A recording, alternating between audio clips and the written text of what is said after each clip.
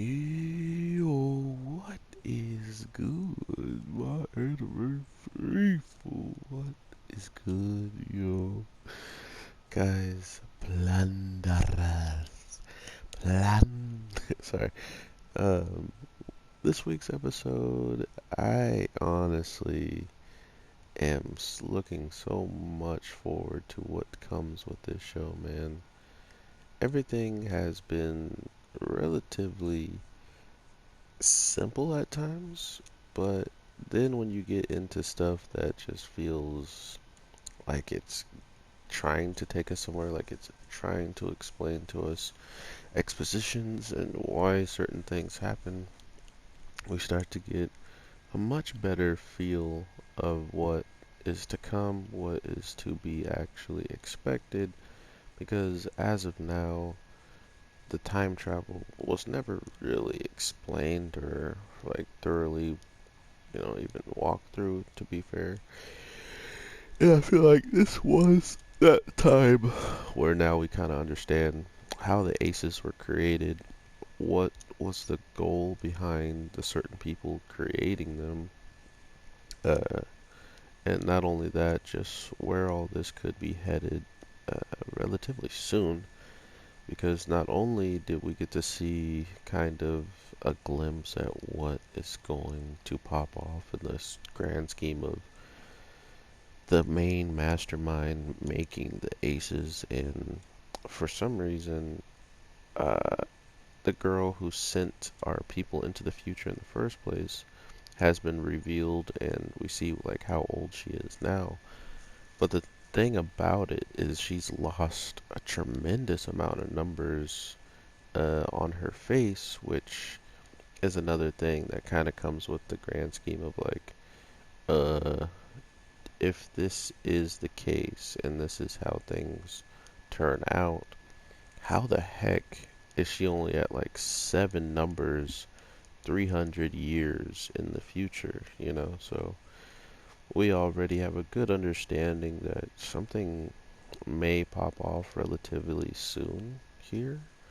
Um, Not only was she afraid to leave because if she wound up doing that, she could have ended up changing the future even more than they need to, which is an interesting statement in itself because we know as soon as they were sent there, the one thing they were supposed to do is change the future, but the one thing she's afraid of doing in this week's episode is changing the future too much.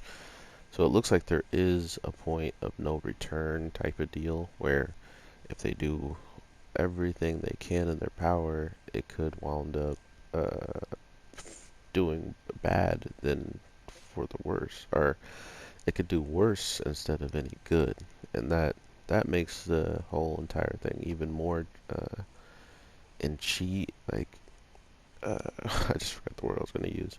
It makes it just a lot more interesting, in my opinion, because we have no clear visual of what should probably pop off, and what's probably going to pop off is us completely seeing a new outcome of the backstory and maybe even changing stuff that they don't mean to or not. I mean, maybe they don't change anything at all. It just feels like there is a very big possibility of different things happening, and I think that is one of the more saving graces of this week's episode and show as a whole.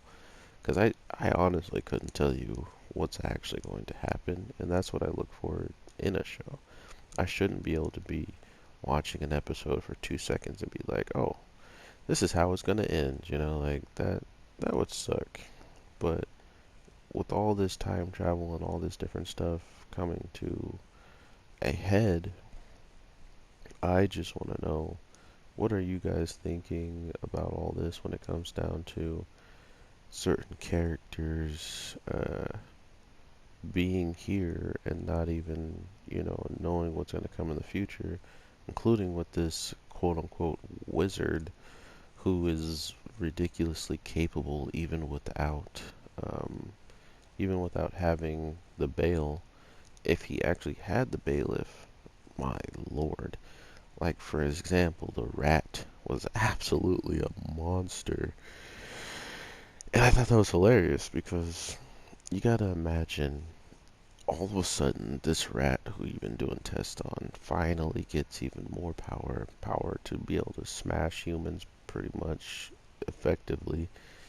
And as soon as it gets it, it just tries to gun you down. So I like the thought process of even animals being capable of having numbers and being capable of being threatening as much as humans are when their numbers keep growing. So not only can we see, uh, humans being ridiculously powerful, we can wind up seeing a whole bunch of animals who maybe somehow ended up with, a whole bunch of that power, and boom, bam, we have like an army of animals who, sure, they're probably violent towards each other, but I do feel like if they grew any more intelligence, they would be even, just as threatening as everybody else. So that was an interesting way, I think, of going about doing this, having a rat be the showcase of just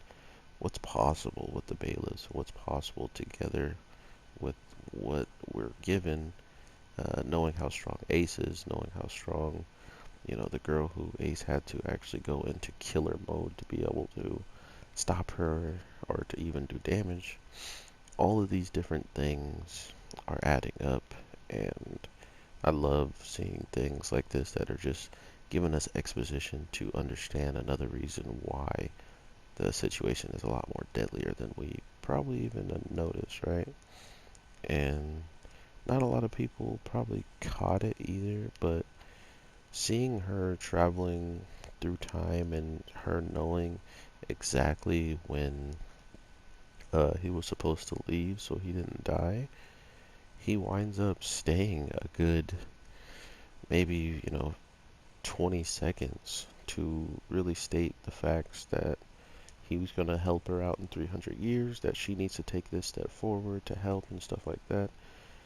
But what we don't get to see because of the episode ending is what the heck is going to happen to him now that he's been caught in the middle of the elevator, and not only just in the middle of the elevator, but we know this guy's been using like rubber bullets, right? Or like paint bullets.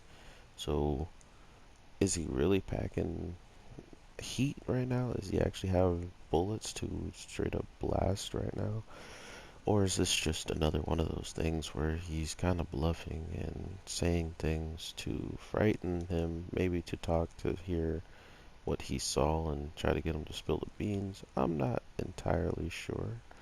But regardless, I am looking forward to seeing what they do with this overall, because as of now, Plunderers is already an amazing show, which I think a lot of people dropped it too early because it felt like it was just, it didn't feel as dark and ominous as it does now, right? Like at the beginning, you could probably say this show is going to be rainbows and butterflies, besides the fact of there's really strong people here and there that can do a lot of damage. But if you take that aspect out and you look at just what people were doing in general, all of a sudden it didn't seem all that dangerous and all that deadly. It seemed more or less like just some random people are evil, and those evil people are going to be beat if they cross the path of Lich. But then it just took another dark turn with Lich letting out all the power and showing what an ace truly is capable of. And by doing that, excuse me, and by doing that, we really got to see that there's a whole part of this story that we have yet to understand, and that is what I'm looking forward to the most to seeing in the future. So, with all that being said, everybody, I hope you're having an amazing day, night, evening, whatever the case may be. I am your boy, the Anime G, and I definitely look forward to hearing from you guys in the comments, or just letting me know with watching and hitting the like button, or whatever the case is that you guys are watching and you're enjoying. But regardless, I got to get to work soon here, so I hope you guys are all staying safe and take care. Peace.